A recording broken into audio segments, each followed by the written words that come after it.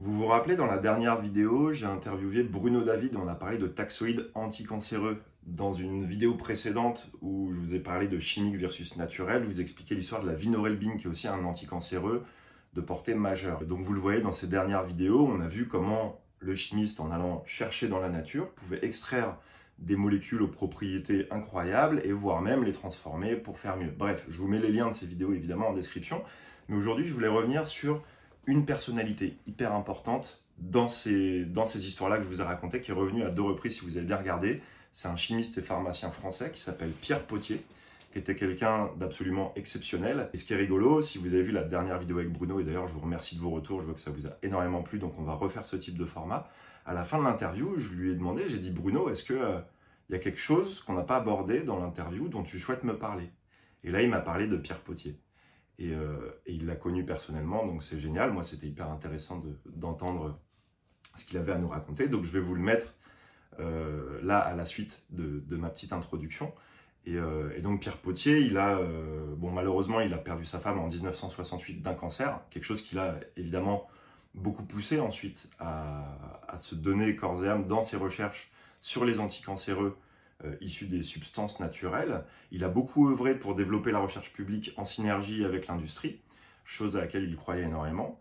Et bref, voilà, je ne vais pas vous refaire toute sa biographie qui est passionnante. Je pense que tout le monde devrait un peu savoir de qui est cet homme, en particulier les chimistes. Dans notre communauté, hein, il est très apprécié. Après les vidéos qu'on a fait sur les anticancéreux issus de substances naturelles, il me semblait important de faire cette petite vidéo pour vous partager un petit peu ce que Bruno avait à dire sur cet homme, pour lui rendre hommage aussi, parce que c'est un chimiste et pharmacien auquel on doit beaucoup, et pas seulement nous, mais je veux dire le monde entier. Hein, il a quand même, grâce à lui, on a eu des anticancéreux utilisés mondialement qui ont permis de traiter des millions de personnes, donc c'est absolument titanesque sa contribution. Donc je vais vous laisser avec Bruno, et puis moi pour l'instant, Bruno, je vais aller regarder le DVD justement sur Pierre Pothier que tu m'as prêté. Je suis sûr que ça va être passionnant. Je vous mets des liens pour aller plus loin. N'oubliez pas, si ces petites vidéos vous plaisent, prenez le temps de vous abonner, de nous mettre un petit commentaire, un petit pouce, etc. Voilà, ça nous stimule, ça stimule la vidéo et ça fait qu'on vous produira encore des contenus toujours avec plus de motivation.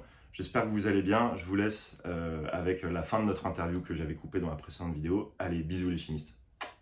Est-ce qu'il y a quelque chose que tu souhaites, tu vois, quelque chose que tu avais envie d'aborder, qui n'est pas venu dans la discussion, que tu aimerais ajouter Alors je voudrais dire, effectivement par rapport à ça, un mot sur la personnalité de monsieur Pierre Pothier, hein, puisque c'est quelqu'un qui est à l'origine de 2 anticancéreux majeurs qui sont utilisés malheureusement pour soigner des millions de patients à travers le monde. Hein. Sa stratégie, c'était de ne pas faire seulement confiance au hasard. Quand on fait un criblage, on se dit, bon, on va avoir des milliers d'échantillons, donc on n'a pas besoin de la probabilité, sont avec nous, donc ces dieux-là vont nous aider.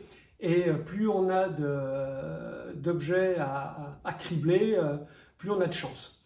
Et en fait, lui, sa stratégie, c'était complètement à l'opposé, c'était de dire, bon, on va réfléchir aux problèmes qu'on n'arrive pas à résoudre à travers des molécules qui sont prometteuses, et on va appliquer un peu de jus de cervelle à ces problèmes-là et trouver des solutions biomimétiques, c'est-à-dire s'inspirer de la nature. Donc pour la navelbine, ça a été l'idée de dire, bon, il y a des briques qui sont en quantité importante dans les feuilles, catharanthine et vindoline, donc un peu comme les bécassines, on les rajoute, on les lie, et on a nos fameux 20 alcaloïdes antitumoraux. C'est arrivé pour la navelbine, on a un produit qui n'était pas du tout prévu, avec une activité supérieure. Dans le cas de la navelbine, elle est davantage active que les 20 alcaloïdes classiques sur les tumeurs solides, qui sont les plus difficiles. Vous avez toute l'histoire détaillée dans la vidéo qu'on vous met en description.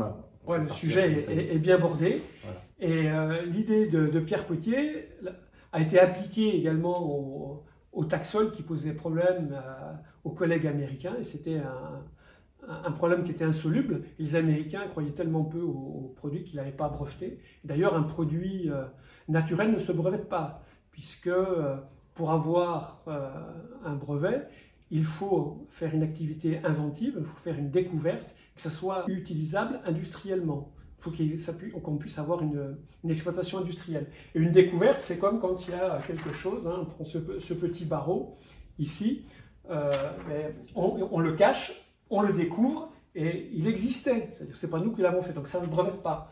Par contre, ils auraient pu breveter le mode d'action, la voie d'accès, l'extraction, mais ils croyaient tellement peu à ce produit qu'ils n'ont pas pris la précaution de le breveter. Parce que c'était une impasse d'un point de vue industriel pour le mettre à la disposition des patients.